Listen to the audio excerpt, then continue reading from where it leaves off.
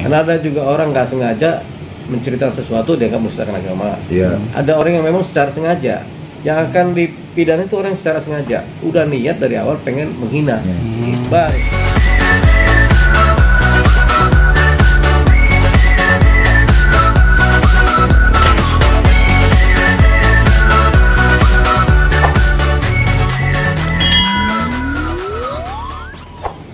Ini kan persoalannya kan dugaan penistaan agama. Tentunya ada orang yang beragama yang nggak puas dengan ceritanya orang lain tentang apa ini pelesetan kan ya. Kemudian dilaporkan ke kepolisian sebagai suatu dugaan penistaan agama. Jadi yang dimaksud penistaan agama adalah orang yang secara aktif melakukan tindakan secara sengaja menista. Bentuknya apa penistaan agama itu yang tahu adalah nanti si penyidik yang diberikan laporan dan juga ada saksi ahli. Benar nggak ini kata-katanya dianggap menista agama, gitu kan? Nanti harus ada pembuktian. Tapi yang akan menjadi apa yang diduga dipersalahkan tentunya orang yang menyampaikan suatu keadaan yang dianggap penista agama. Kalau ada orang pasif atau hanya senyum atau apa, rasanya tidak kan responnya kan kita nggak bisa tahu senyum atau sedih atau apa ini dalam konteks yang bagaimana, sehingga diduga menistakan agama itu masih sumir terhadap orang yang kemudian sama sekali tidak bicara atau tidak menyampaikan apa-apa, karena kan kita nggak tahu respon manusia kan macam-macam terhadap satu hal kan atau satu cerita. Kita nggak tahu senyumnya bagaimana atau bagaimana reaksinya terhadap suatu cerita kan.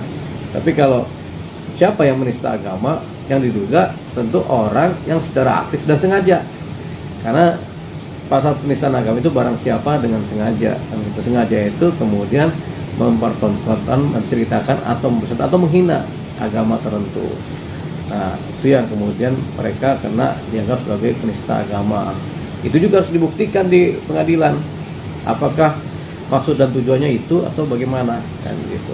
Nah, kalau Sule ya belum lah, karena dia kan cuma senyum saja, nggak ada ini. Kita juga nggak bisa menginterpretasikan, menafsirkan apa sih senyumnya Sule itu, kan gitu. Karena nggak bisa berarti ya susah juga dipersalahkan, gitu kan. Lebih baik menghukum orang yang bersalah tapi tidak diketahui kesalahannya daripada kita menghukum orang yang tidak bersalah, kan begitu hukum pidana yang berlaku di Indonesia. Ya, mereka bertiga termasuk Sule juga dilaporkan dengan pasal penyebaran informasi nih Bang, yang menyebabkan rasa kebencian dengan ancaman hukuman pidana itu di atas 5 tahun Bang. Ya, menyebarkan rasa kebencian informasi.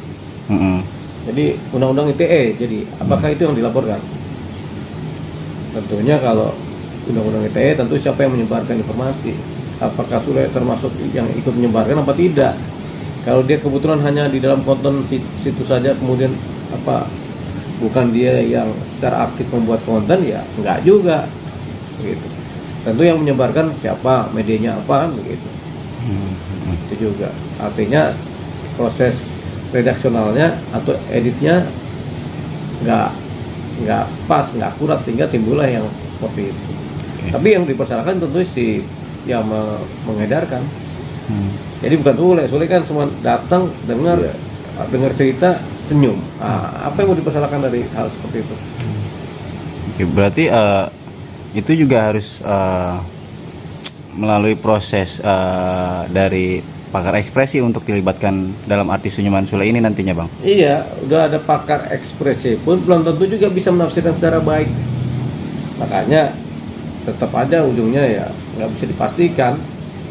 Kita udah punya pakar ekspresi tetap aja nggak bisa memastikan, karena ekspresi manusia kan beda-beda. Kecenderungan aja yang bisa dipastikan, tapi tentang ekspresi kan, tapi untuk memastikannya nggak bisa. Gitu. Dan di sini juga laporan ini tidak main-main Bang, ini dia si pelapor menggunakan jungto nih Bang, pasal 28 ayat ini jungto 45 ayat 2 nih Bang. Apa tuh isinya?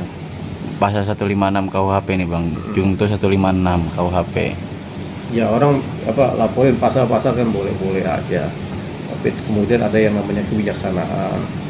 Unsur pidana itu kalau barang siapa dengan sengaja dengan sengaja ini apakah ada nggak di diri Sule itu kan, ini kan tiba-tiba muncul omongan seseorang, satu orang berespon tanpa menceritakan sesuatu, berarti kan dia nggak sengaja mendengar juga kan, itu kan kecuali itu juga memang pengen ada cerita itu dan dia mengamini kan. Ini kan kelihatannya sifatnya memang spontanitas kan, spontanitas apa yang bisa dipidana ya. Khusus orang yang hanya senyum saja loh ya. Kalau yang memang bikin cerita ya bisa jadi dia maksudnya hanya bercanda, kemudian dianggap orang lain menista agama. Seringkali kan banyak orang hanya pengen bercanda aja. Gus Dur gitu, almarhum Gus Dur juga kan banyak banget bercanda tentang agama. Orang gak ada yang marah itu. Banyak orang juga kan sekarang yang gampang tersinggung, gampang marah, banyak sekali.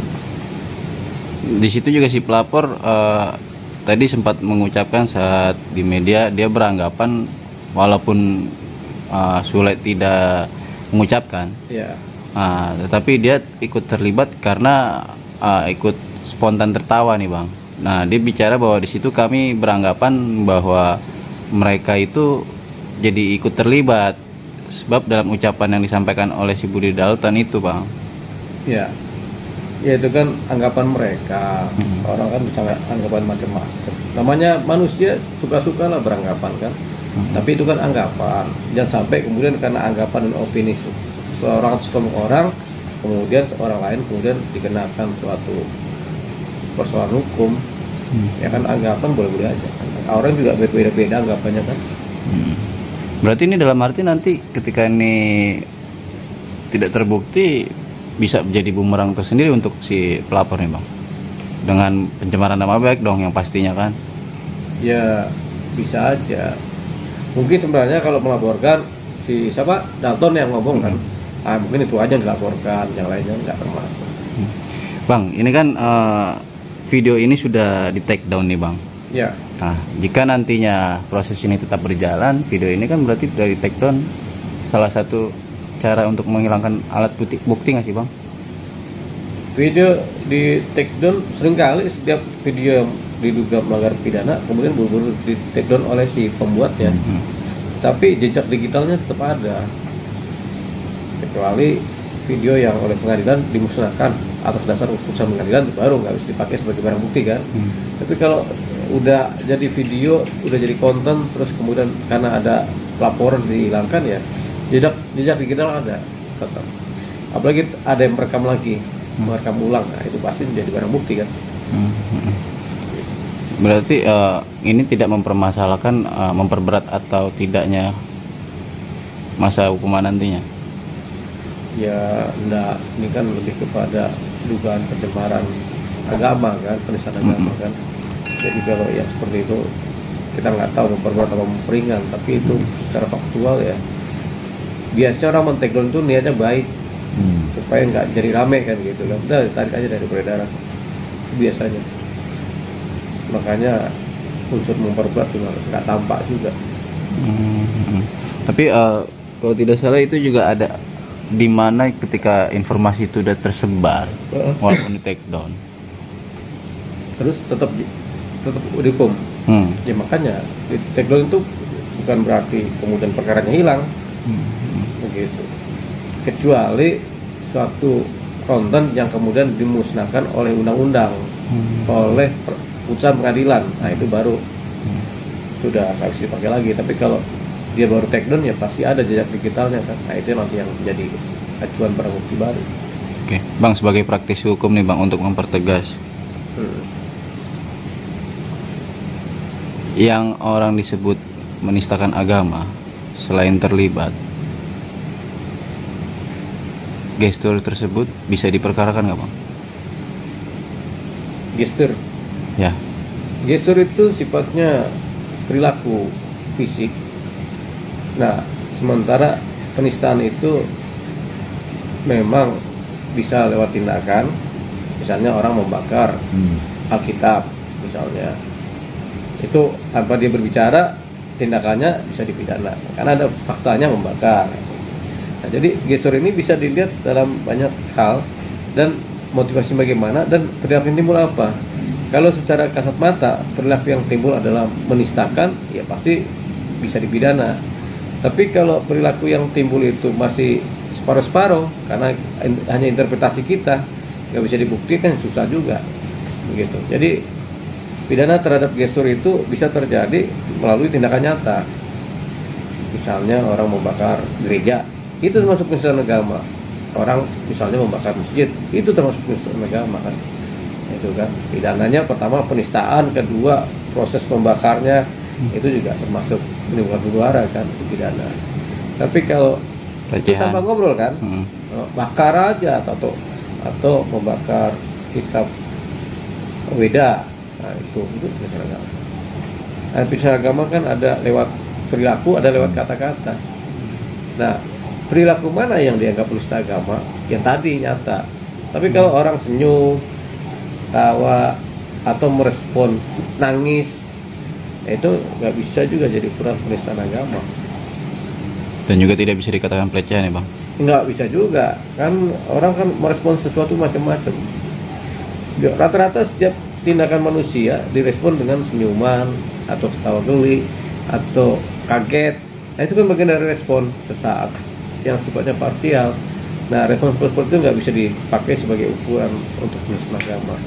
Yang nyata baru, misalnya mencaci maki lewat kata-kata, ini nabi ini begini, saya nggak mau begini, nggak gitu, menghasut. Nah itu penistaan agama.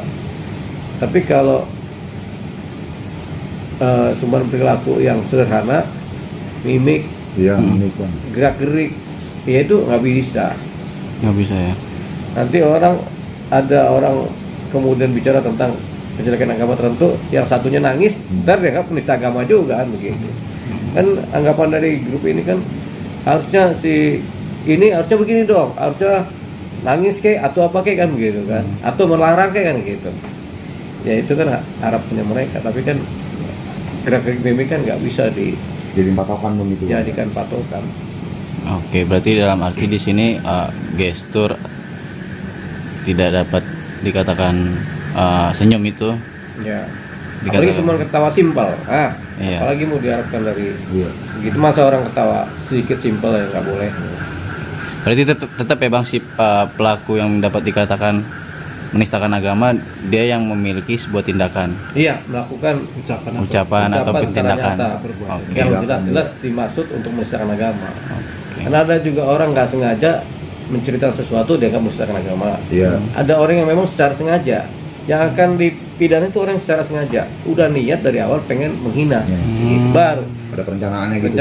Tapi kalau orang nggak ada niat, tiba-tiba salah bicara atau apa ya, masa dipidana juga. Jadi yang paling penting niatnya. Sebelum bikin konten ada nggak niat mau ngomong begitu, udah siap-siap gitu bang ya. Tapi itu juga tujuannya apa? Apakah tujuannya untuk menistakan agama atau untuk lucu-lucuan? Kan ada juga orang pengen lucu gitu kan, meremeh-remeh. Tapi kan nggak ada niat menistakan agama.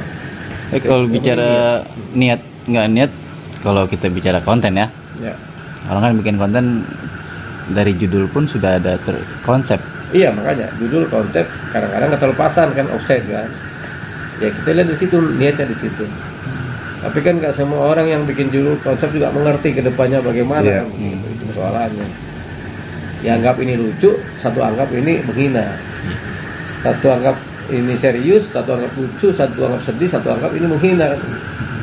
Masing-masing punya persepsi dari apa yang terjadi.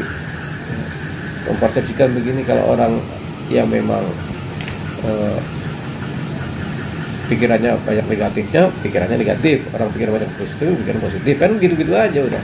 Tergantung pembawaan kejiwaan, baik pribadi maupun kelompok.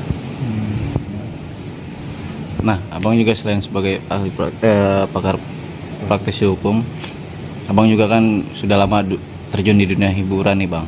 Ya. Kan? Tim kreatif abang sebelum membuat suatu konsep apa dirembukin dulu, maksudnya memfilterisasi untuk mencegah seperti hal-hal kayak gini nih Pak? Oh iya, tentunya filter itu ada.